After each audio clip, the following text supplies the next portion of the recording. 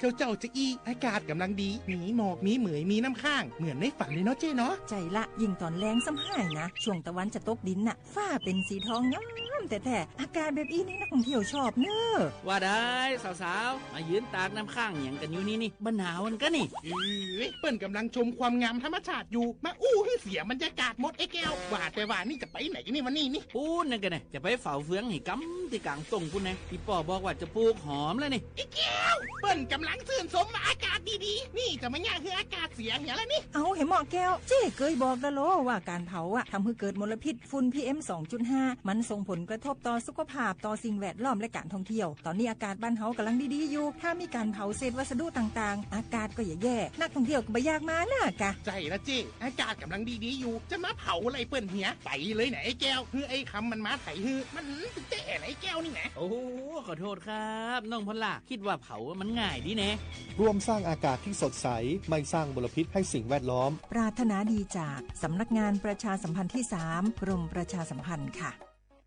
วันนี้รัฐบาลยกระดับบริการสาธารณสุขเพื่อคนไทย30 บาทรักษาทุกที่ด้วยบัตรประชาชนใบเดียวเชื่อมโยงข้อมูลสุขภาพคนไทย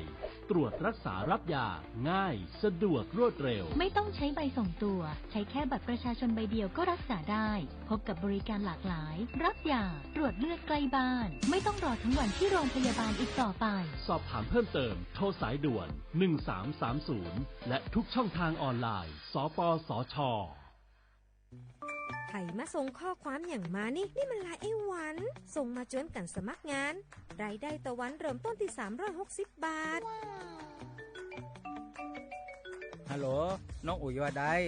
สนใจงานที่ไอ้ส่งไปเฮือก็น่าสนอยู่นะรายได้ก็ดีทำที่บ้านก็ได้ตอนนี้ไอ้ก็ส่งไปเฮือในกลุ่มไลน์ที่มูว่างานหมดละเดี๋ยวก่อนไอ้หวันบริษัทอย่างที่ไหนนี่ลองอ่านดูแล้วสี่บ่หันมีข้อมูลอย่างสักอย่างเจือได้แต่ก็เจ้าว่าแล้วต้องถามแน่บ่ต้องเป็นห่วงปีอ่านพอละมีตากรมพัฒนาฝีมือแรงงานมั่นใจได้ชัวร์ถ้าสนใจก็โอนการสมัครไปเฮือเปิดเลยเด้ออันเดี๋ยวน้องขอไปร้องคอดีๆกำก่อนเนอะตึงว่าแล้วโดนเพจปลอมจู้ให้ละไอ้หวันสังเกตง่ายๆเพจแต่ชื่อเพจต้องสะกดถูกและมีเครื่องหมายติ๊กถูกสีฟ้าตั้งหลังชื่อจำนวนผู้ติดตามนักตีสำคัญเปิ้นบ่มีนโยบายรับงานไปทำตีบ้านนะเกือบไปแล้วเตือนเลยนะคะว่าอย่าลงชื่ออะไรง่ายๆและขอความร่วมมือไม่ส่งต่อหรือแชร์ข้อมูลต่อในช่องทางสื่อสังคมออนไลน์ต่างๆหากสงสัยติดต่อหน่วยงานนั้นโดยตรงมั่นใจ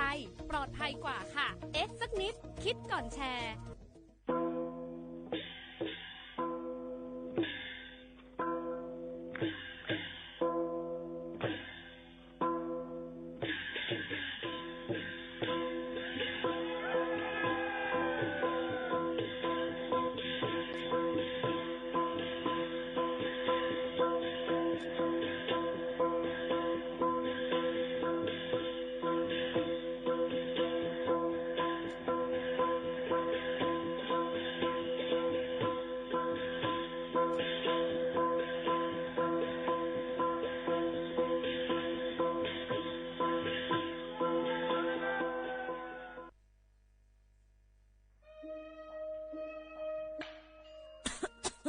จงว่นเมียนห้าจันล้มถวยเจอเซียนเซิงมันหายกว่าแล้วเมื่อก่อนเฮายังเลยสุดล้มถวยเจอเลยเตรียมปอดอยู่ถึงมามือเหลียวไฟไม่ป่าเถือนเลยหมอกก้อนก้องก้อนโม PM 2.5 เป็นเพต่อสภาวะฟิงตื้นเป็นเซอัมกายังปั่นพ่อนไฮจ้าต่อไปอยู่หลีเฮาเทียงกวันลูกตีเผาป่าไม่เถือนเผากวยเหยื่อยุกยักส้มให้จ้อมสวนเสเป็นเงาหักเฮ็ดเฮาเป็นหมอกก้อนก้องก้อนโม PM 2.5ดุ้มเตอร์ต่อเนื้อวานในสนแหล่เป็นเพต่อตั้งเป็นปอดหูเจอจังเป็นตั้งเป็นผายร่วมเทยเจอต่อลูกอ่อนได้ก้นเท่าแทงลูกก่อนเฮาห้ากูก็หลุเลยใจแถมกันเฮกังลุยอ่ำเผาป่าไม่ถึงเฮ็ดแหลนเฮไฟปันเฮียงผูกต้นไม้น้ำเฮกัดจืนเสลีกึดลองเผาป่าไม่ถึงลดย่อมหมอกควันตาจันร่วมเทยเจอจืนเสลีแต่เอาเมื่อในกว่าตาจันร่วมเทยเจออันดีในวันเมื่อนานนั่นตอนตะสู้เฮาและก้นอันมาแอวแลกูก้นนั่นค่ะเลยตั้งมุงมองห่างลีเสฐานฐานะกอกับสืบข่าวตอน3กรมประชาสัมพันธ์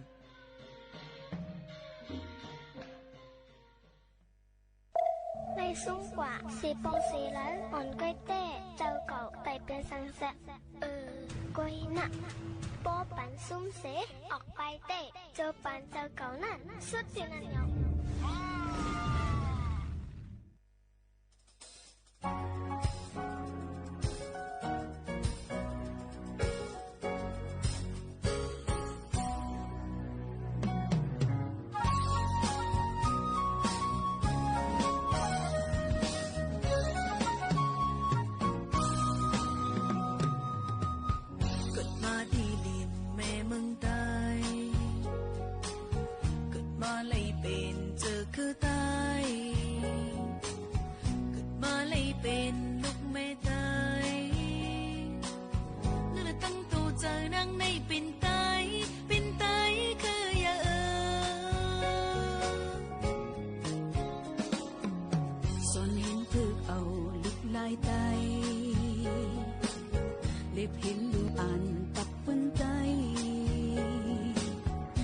นังหักษาฟิงคือไต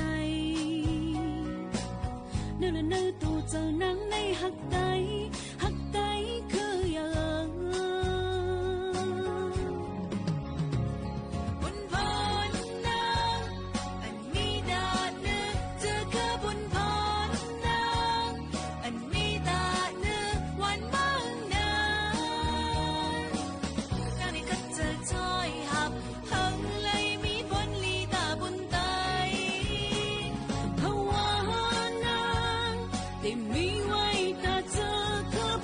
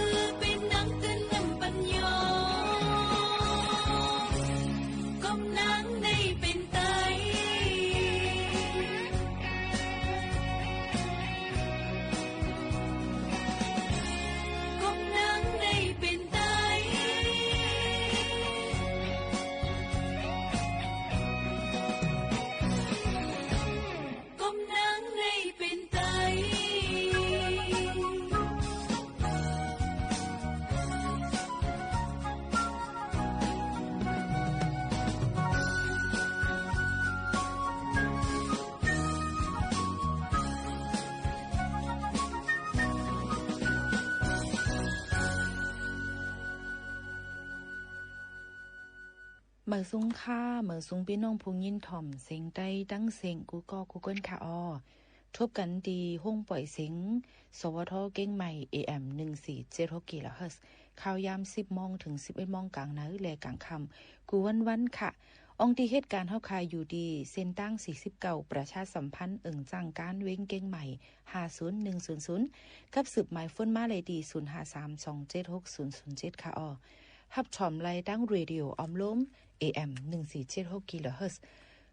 โดยไล่ดีดังเพจสวทเก้งใหม่ AM 1476กิโลเฮิรตซ์ค่ะเขาโมคาโนนสุภาวันเชื้อสารวินเป็นผู้ปืนเผาและผู้จัดรายการอยู่เป็นอุ้ยก็อุ้ยเซปอมปีน้องๆเฮาเขาในค่ะ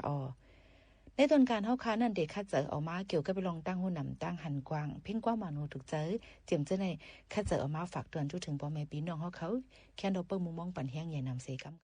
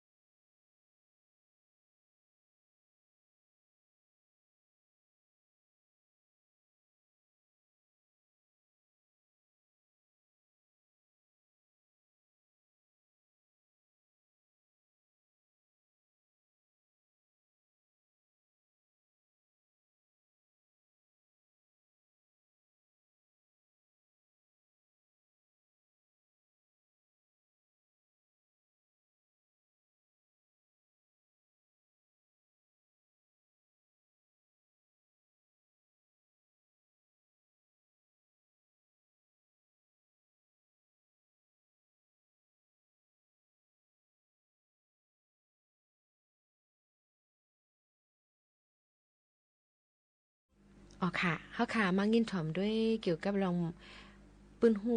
ดังหันจิคิกจอกคอกเอามายืนแหม่งปันพ่อแม่พี่น้องเฮาเขาค่ะเกี่ยวกับลองตอนการป้ายยูลีเอามาลองสังเฮาค่ะมาฮบมาทุบกันในยุ่มยำว่าเตมีนำต้อนพรหลีตาพ่อแม่พี่น้องผู้ถ่อมสิงใต้เฮาเขาอำนำก่อเก๋นะคะลายรถตั้งไม่คำเจอล่วงแลไลรับไลหลีตาเดเฮาค่ะเดเขานอนนั่นเฮาเดเฮ็ดจึงหือในก็ยุ่มไม่ถ่อมไม่ยุ่มยิ่งหมู่เขานุ่นตั้งหมดแล้วในกล่อมฮัดวานแห่งเก่าค่ะให้ถ่อมไม่เป็นปื้นหู้แก้มโตตอนตาพ่อแม่พี่น้องผู้ถ่อมเฮาเขาค่ะนะไล่รถตั้งไม่คำเจอล่วงแลรับไลหลีมือเฮาขาดดีกว่าเขานอนนั่นเนี่ยก็เปื้อว่นน้ำคำเจยหลายลองจ้อมนาการอันเฮ็ดมาข้าวเฮ็ดการนั่นสิแลมีลองเจยสุกยุงจ้อมการอันเฮ็ดเย้าเสเจอไปไลเฮ็ดอำนั้นมีลองตั้งสีเปิงเฮ็ดให้เจ้าเก่านอนรับหยาบในจึง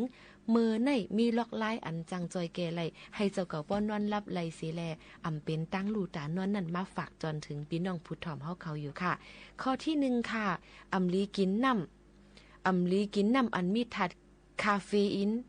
จงรู้จักถัดคาเฟอีนค่ะเหมือนเสียงหนังว่ามีกาแฟที่มีถัดคาเฟอีนน้ำโคคาโคล่าเดมีจังใจค่ะ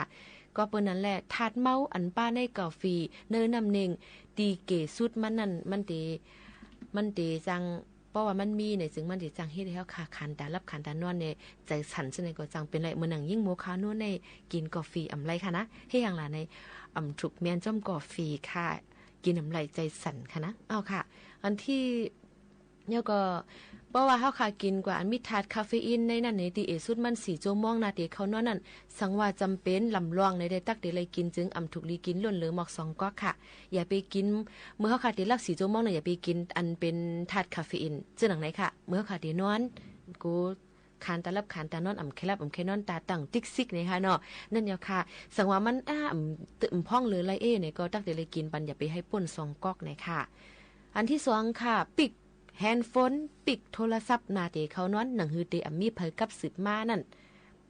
มือเขาขาดเตนอนรับนั่นนะคะกลับมา11-12 โมงกลางคืนหนูก็ตลาดลงมาเลยค่ะเนาะมันสุกซากไว้หนังเก่าค่ะอันก้นดาเดกับสืบนั่นก็หลูเลยหูข้าวยามหรือนั่นก็สังว่ามีลองลำลองคองเจอเนี่ยก็กับสืบหากันไล่อยู่หนังเก่านะคะอันที่3ค่ะหลูเลยเลือกเอามอนหูอันเฮ็ดให้เฮาข่าววนว่ามันหับห้องหมอนลำคอขาเน้นมันเมียนเอาลีค่ะนะตื่นมากก็คอขาเตอำเจ็บหรือเลยเลือกเอาหมอนโฮลีอำเจ้ามอนโฮแข็งป่นตีก็อำไลอ่อนน่ะป่นตีก็อำไลนี่นั่นค่ะหมอนโฮก็ลำลองเหมือนกันตอนตาตีนอนเนี่ยก็หมอนโฮบางอันเนี่ยเพราะว่าเฮาค่ะหมอนอ่อนเนี่ยเพียวอำนั้นก็แข็งเนี่ยเพียวมันได้จังให้ได้คอเฮาขาเจ็บคอคัดจังได๋ก็จังเป็นไรค่ะก็นั้นเลยติให้ได้เฮาขานอนหลับหยาบค่ะแทงคอนึงค่ะข้อที่4ปืดปันเพ่งความมอยนอนลอยๆเพ่งความอันอ้วนๆอ่อนๆมานั่นค่ะถ่อมหนังสาลมเจอลีหนังหือปฏิเฮ็ดให้ฮู้เมียนว่าลดตั้งไม่เจอเฮาคาออกแปดเพ่งละลายมีผู้ห้องลอยๆนั้นก็ถ่อมเพ่งความอันเจ้าเก่าทรงถ่อมนั่นก็เลยเหมือนกันในค่ะนะข้อที่5ค่ะเสียงไฟก็ลำลองเหมือนกันค่ะนะนาเตนอนดูเลยคัดเจอปึดปันเสียงไฟอ่อนเฮอแม่งนั้นก็ไผสีเหลืองหมักจอกค่ะมันเดจังเฮ็ดให้ลูกหวยตาเฮานั้นม่นเมเสียงอันด้วยหันไหลลีเอ็นตาเฮาก็เหตุการณ์ลงไหลวายปิกไฟเสนอนเฮาเตรับไหลสาลมใจลีขึ้นค่ะอย่าไปเปิดไฟแจงเลี้ยงป่นตีเนี่ยแผวนั่นค่ะนะมันเดจังเฮ็ดให้เฮาค่ะจังรับจังนอนค่ะข้อที่6ค่ะมือเฮาขาเตนอนใส่เสื้อโคอันลมลีเลือกใส่โคนอนอันเป็นภาษาลมเจอใจว่าฮิตกับโคกินหวานจังไหนค่ะเนาะกำไต้ได้ว่าโคกินน่ะกินหยาบคันเจอเตียงกับขนาดความอังกฤษว่าจีนนะคะเนาะมันก็มีค่ะนั้นก็อย่าไปใส่อันหนาป่นเลยเนี่ยเพียวป้อเฮาป้อถูกจอมหนังอายรวมพิมพ์หอมเฮินตีนอนเฮาถูกดีใส่ชุดชั้นในยามนอนเนี่ยค่ะเหมือนหนังว่าถูกดีใส่โคจันตั้งในนั่นค่ะเนาะไปเป็นนางยิ่งก็ใส่บันเสื้อโคอันลมใจก้นใจก็ใส่เสื้อโคอันลายลมใจมันเนี่ยค่ะถูกดีใส่บันเจ้านั้นเดี๋ยวก็ป้อเป็นนางยิ่งในเพิ่มเติมปันแจงอิดอ่อนนึงค่ะกันต้อเฮค่ะเราเนาะถ่อมไว้ค่ะเนาะก็เสื้อป้าเสื้อปิดนมเสื้อป้านั่นค่ะเสื้ออันเนาะใส่ต่างๆนั่งยิ่งนั่นค่ะนะซื้อปิดนมในก็ปอตีนอนถูกดีเลยใส่มันจังที่ฮิตมันจังที่ฮับจังเฮ็ดให้นมเฮาค่ะแกนนั้นก็จังเป็นนมเฮาค่ะที่มีตุ่มมีเป็นกวนออกมาจังไหนค่ะมือเฮาค่ะที่นอนถูกดีเลยใส่ในอันนี้ก็เป็นปื้นฮู้เอามาฝากตอนจุถึงพ่อแม่พี่น้องเขาเอามาในปรับชีวจิตในปรับหลีกไทยเขา อันนึงเนี่ยค่ะเอามาฝากเตือนถึงพ่อแม่พี่น้องเขาหยุ่มอย่ามาพ่อแม่พี่น้องเขาเดี๋ยวอะไรยินถ่อมก็เดเป็นลองตั้งลีกันกว่าศึกยินถ่อมด้วยเสเฮอเป็นปืนหูตั้งหันตอนตาพ่อแม่พี่น้องเขาในค่ะ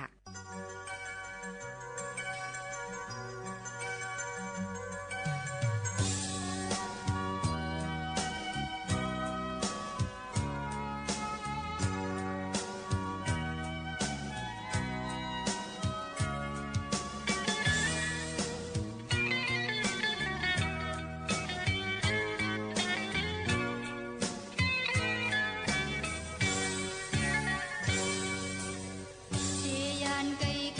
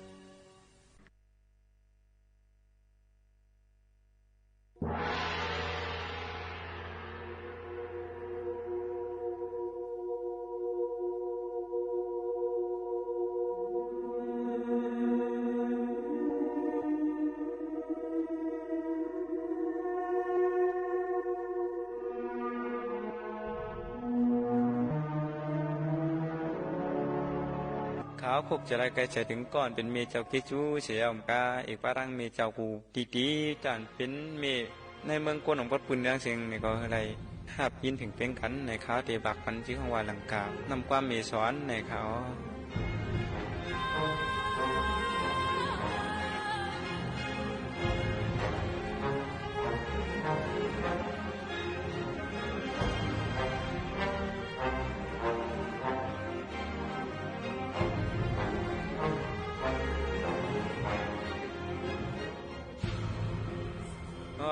ติขาติขาย้อนยุกมือไว้สากุ่งมุนดีพุงเงามาตาปีจุอูออกพอล้อเมเฮาสอนอ่อนกันเฮ็ดมาหลายขาหลายเปลืองยักเวทเจหลายก็เมียมพันขี่ตกมองจักส่องลูกยิงลูกใจเลยอยู่เปียวเกิดมีก็เพียงพอดีเจอวันละกินตวนมีผมเป็นกินยามนอนไม่ใจจำลูกยิงลูกใจกูตีกูเตียงวันเมืองตีไก่ก็เยาปีฮีเมียนวังในผู้วัดติดใส่ซัดใส่ลูกยาวเคขยามาลูกเสียเป็นสังกามีก็ยังหักยังหลูหลำเปียงซิมตัวรู้ว่าวังก็กากินเหล้าวังก็กาสูยาวังก็กาต่อวังก็กาล่วงวังจ้าก็กาลักว่าเป็นผู้หลักคนจวนผู้ไหลมาเนว่าใจเก่าในพิษเย้าเมียยังบ่าพิษมีที่ว่าใจไอ้คนดีมีสุขมีสิวเจอปั่นลูกยิงลูกใจให้พ่อเลยอยู่เปียวมีในหักเขาเย้าเสียข่าวังปอกนายมีเฮือหนามีความเย็นขำกันทำไข่ปันลูกหูในกลางเจอมีวังปอกม้าก็มีก็ทุกข้ากินเสียเก้ากับคือตั้งหรือกินตอนวังปอกยามกินยามนอนพวกคำหนูยิงลูกใจไปรับเย้าเสียข่ามีตั้งมอยรับตาวังพวกวางไหลเย้ากินข้าวกินพักแล้วสังด้วยรู้มีในขามเอาเป็นป่าในปันก่อนเป็นลูกใจลูกยิงก่อนกินเสียวแหละกินกึศกลางกึศลูกเมฆก็มาจุกมาเลยวางปอกจำขึ้นลูกขึ้นถามว่ามีสัมพีได้กินเช่นนั้นล่ะมีเจ้าก็ตอบมาว่ากินละลูกกินเนื้อมันเฮปีกินเนื้อเทียนหวานขึ้นโฮปามีก็เลี้ยมกินนี่ก็ว่ามีฮักลูกหนาวหรือเปียงมีฮอดบอกเชียงว่ากินละมันหวานเนื้อมันลูกมีใครกินกังมีใครกินดูตีเต้เมียวดูเฮาอำฮัดกินบางพวกนักนกดินนกซ้ายอำปันลูกยิงลูกใจกินบางพวกนกดินมีก็เก็บกินเก็บเนี่ยบางพวกตั้งทุกข้าในเยี่ยมันเมียกูเจ้าคาเตบวกปากแรงกาปันกวนเจี๊ยถามพี่น้องไตที่ไหนผู้กวนถามเฮาคาตางน้ำเย้า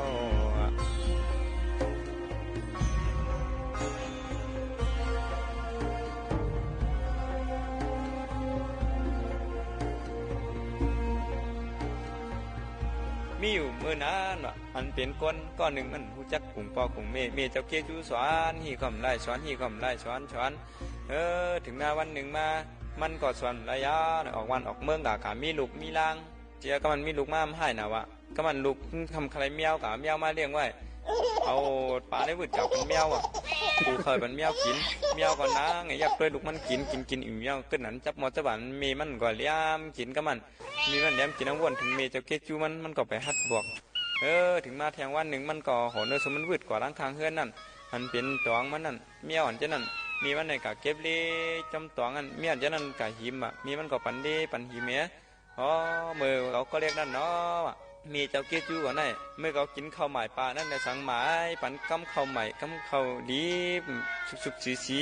เพิ่มนกดินนกทรายปันนกปันหมดจีเมียงตอมอันไรความอะไรขึ้นเมตินออกมาปันเมมขามกินเย็นกันเมื่ออยู่7 วันก็สู่เข้า9 เดือนก็สู่เกิดว่าจังไหนเสียแล้วตั้งแต่เขาเกิดมาไหนไปตอบผงเกจูอย่างน้องน้อยเนาะมาวนไปขึ้นจังไหนเสียแล้ว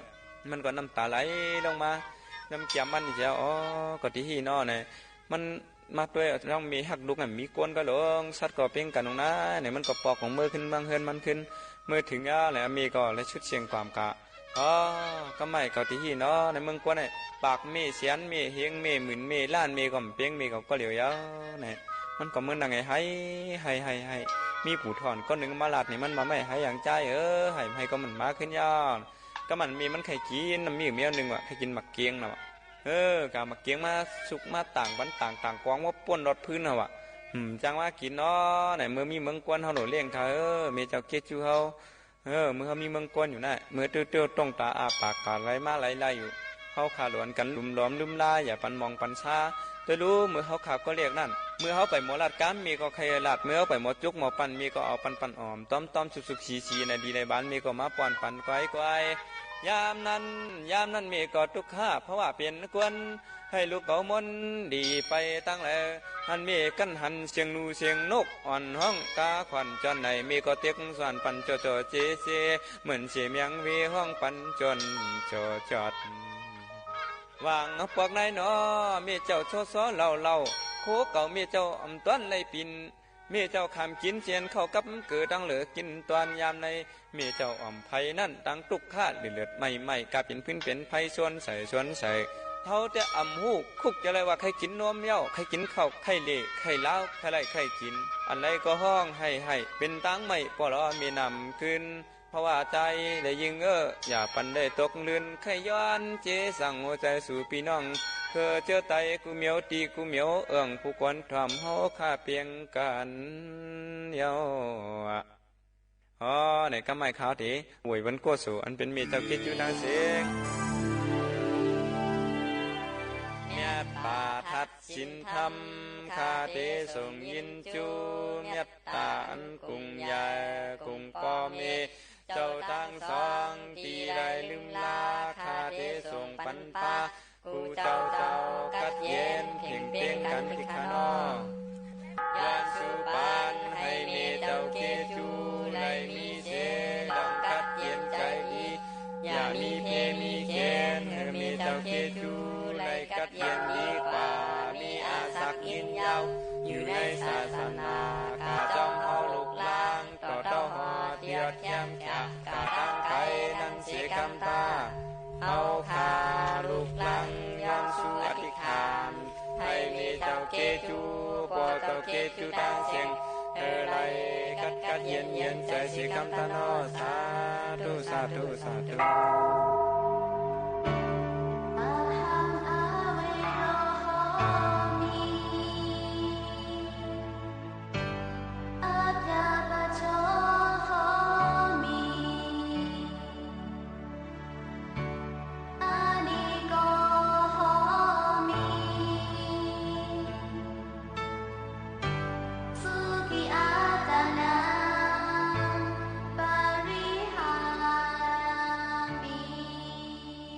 ส่งปัญญาตาพ่อเมเห็นพ่อเมชาวทั้งสองในกระดีเย็นดี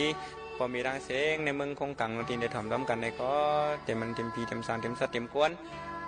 ได้กระเย็นถึงเพียงกันในเขาก็มีเจนในเสียดำมันในก็เป็นวันมีในดาคุกจะได้ใครจะถึงก่อนเป็นเมเจ้าเกจูเขาเสียแล้วทีในเรื่องดูล้อมลืมลาเกิดพันมันหยาบมาเอานาเคียงเมียวเวทเฉาเฮือนอยู่มาข้าวทางเก่าเหลือเนี่ยมันจะง่ายเนี่ยมีบางพวกมามีต้องเจ็บต้องเจียนใครกินใครหนึ่งใครกากใครเฮ็ดกล่อมไรเฮ็ดใครกินไรกินบางพวกโกลุกข้อโกลุกยอมโกลุกตรง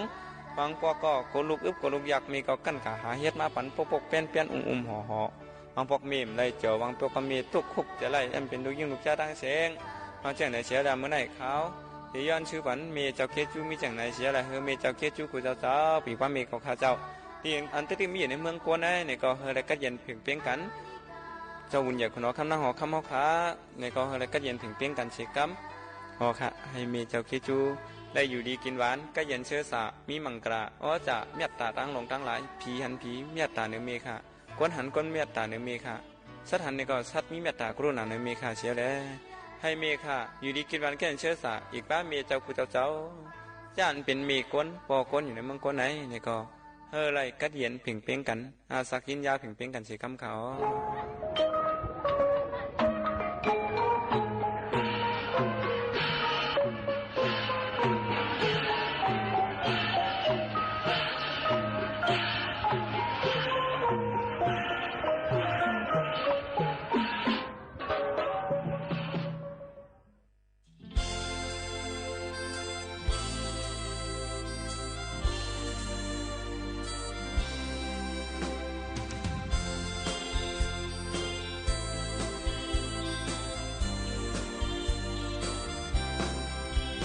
ลวงโค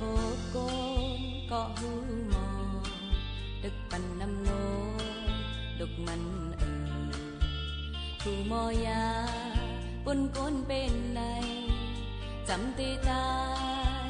สีก็ยาตั้งมองไปมันอย่าเฮลือ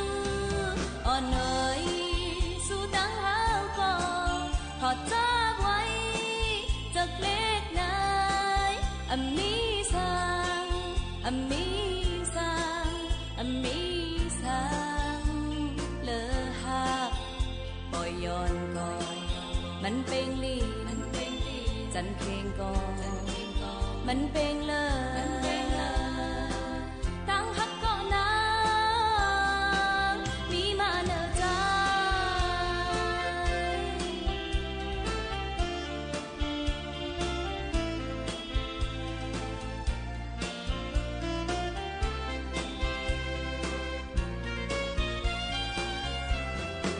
เหมือนจังใด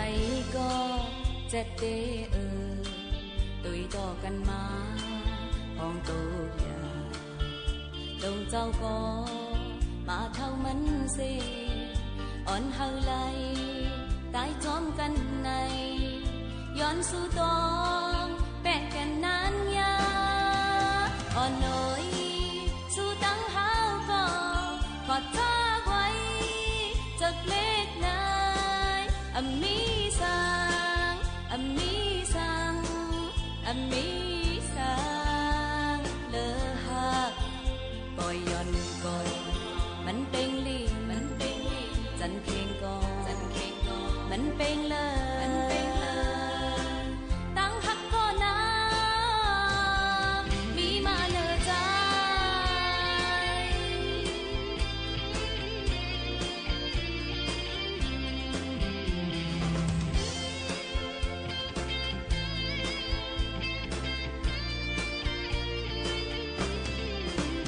เฮามาคืนปอกกำซอกนออกขอกเอ้ยกนเปิดกูมอซอลัดความโคมหูหวานโฮเจอ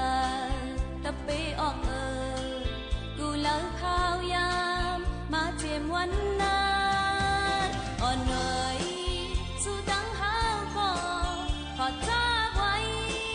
จากเล็กนายมีสังเลอฮักปอยย้อนก่อนมันเป็นลีจันเพลงก่อนมันเป็นเลยตั้งฮักก็นา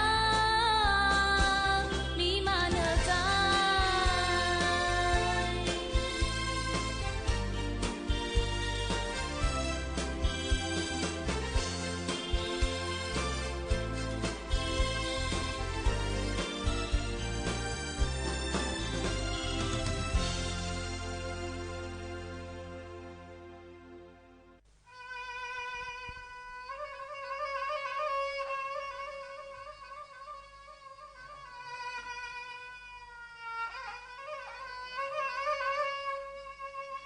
นี่ปืนมานุ่งปันยายันมองหนอลุยิงปันปริปังสองนอน้องตึงมางเพ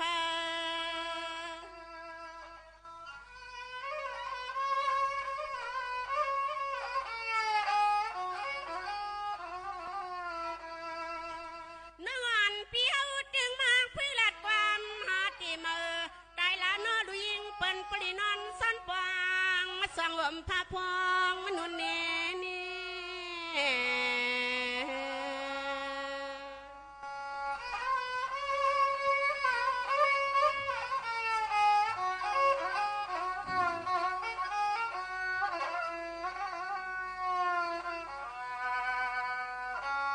เสียงอ่องน้องยิงเปียวสังเศร้าก็เลยกอดใจน้องยิงหยวนมลอนเติมเปียวว่าซ้อมมากอบคำมาคุณเป็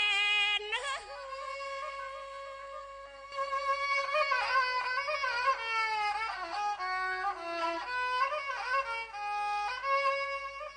ที่ลูกก็บันปีเศร้ามีสีคำค้างความอ่อนหรือเนาะเสียงอ่องน้องฮักปีติดใจอมเลียเจอตาสุยตูอยู่ป้องหอมงานหอมยีลุงมีสุดต่อเท่าเสลาคำมันนอกเตะสำรวมสุดตองเมียง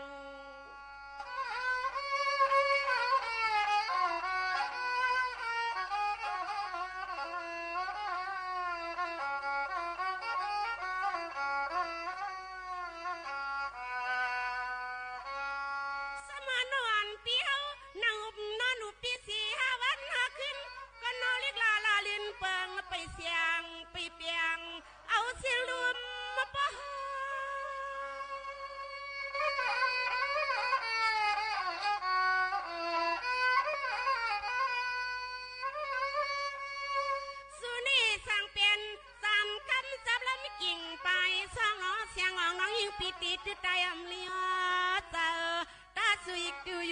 อมเฮือนน้องยีลุงมีสุดต่อเท่าเสลาคำน้องเตะสำหลอมปองหังงา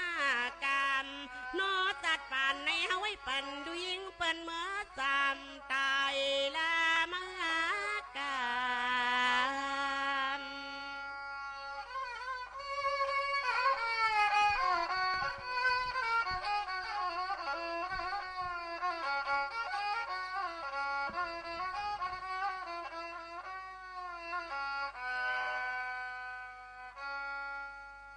ในวันมื้อในก็เลยมีปืนหูตั้งหันฝากตอนจู้ถึงปอแม่ปีๆน้องๆเขาเนี่ยค่ะตั้งทัดสางในมีเป็นในนั่นค่ะอ๋อโหในนั่นในก็คัดใจเอามาเสร็จแล้วเอามาฝากตอนจู้ถึงปอแม่ปีๆน้องๆเขาในค่ะ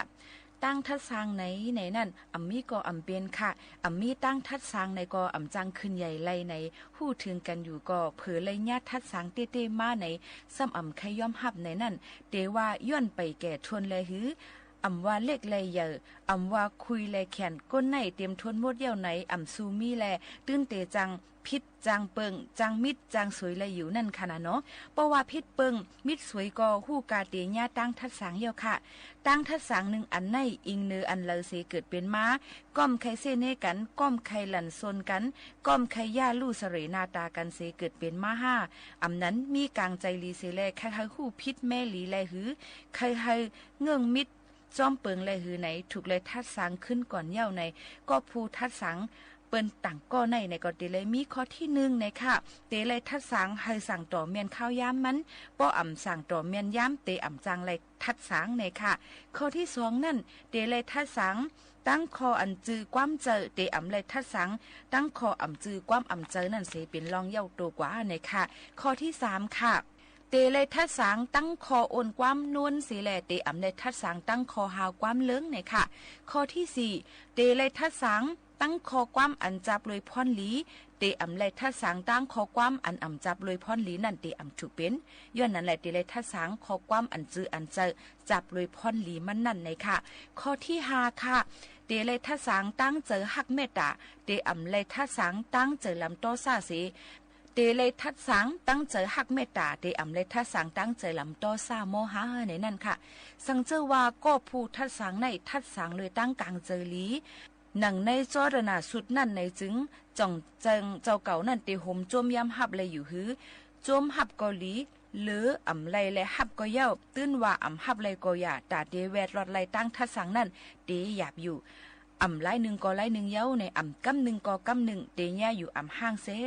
ในเสแหละสังว่าเคยกำยาเปิ้นทัดสางในได้ก็เจ้าเก่าหลูเลยฮัดทัดสางขึ้นตัวเจ้าเก่านำเสแหละคัดเจอคืบหน้ากว่าก้วยเย้าในค่ะกังเจอแลโจปันเฮาเมียนห้อยเหลียวกันเสกำไหนยุ่มย้ำว่า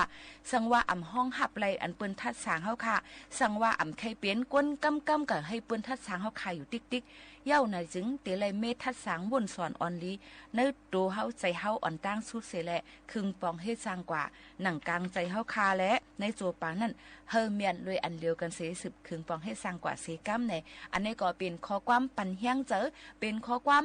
อันดีเลยเจอยก็มาฝากปันพี่น้องเขาเฮาหมอมุ่นแม่เนี่ยนั่นค่ะให้หมอมุ่นแม่โตเฮาใจเฮาอันว่านั่นโตเจ้าเก่าคู่ลีเลยเสเปิ้นในนั่นค่ะโตเจ้าเก่านั่นในค่ะแต่เฮ็ดพิษกะหือกะเย้าเปียดเปิ้นไหลอยู่กะหือกะเย้าตั้งนำตั้งหลายกะเย้ากล้วยกาตัวเจ้าเก่าเตเปียดขึ้นตัวเจ้าเก่าไหลนั้นสังว่า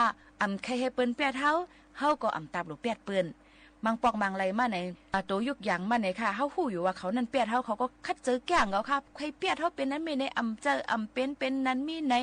ก้วยกะว่าอันเฮาฮู้อยู่นั่นเฮาเฮ่อต่างเขาค่ะเฮ่อจึงอยู่แล้วในเฮ่อว่าสู่เฮ่อห้าอันสู่มาคัดเจอเปียดเฮานั่นในดิเตงฮู้ว่าเขาเปียดเฮานั่นน่ะค่ะย้อนนั่นแหละดูเจ้าเก่าติดขึ้นเลยทัดสางขึ้นตัวเจ้าเก่าลีเอาข้าวย้ำอันมีนั่นเสิแลหมอว่นสอนหันถึงลองลีเส10ครึ่งปองให้สร้างกว่าเซกัมในอันนี้ก็เป็นปอดอ่อนตอนนึงเอามาฝากตอนจุดถึงพี่น้องเขาให้แรงยิ่งถ่อมจ้อมกันค่ะ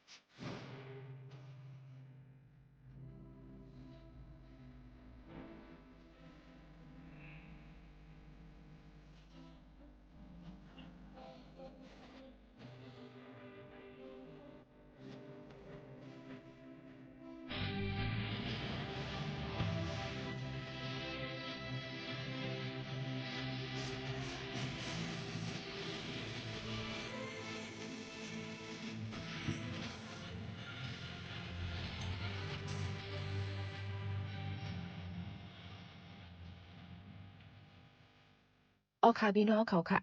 เฮาค่ะอยู่เป็นอ้อยก็อ้อยเสกันข้าวยำจำมดจำเซ็งค่ะเนาะเดย้อนผัดยันปอในพี่น้องเขาเมื่อกว่าก่อนส่งขึ้นมาหบมาทบจอมปอแม่พี่น้องเขาแทงอย่าลืมค่ะfollow ติดตามไลน์ในค่ะที่สวทเก้งใหม่ AM เพื่อคนด่านเกวียนอิสราอนันตทัศน์42 ปีคนด่านเกวียน42 ปีเพลงเด็กปั๊มเก็บดวงใจ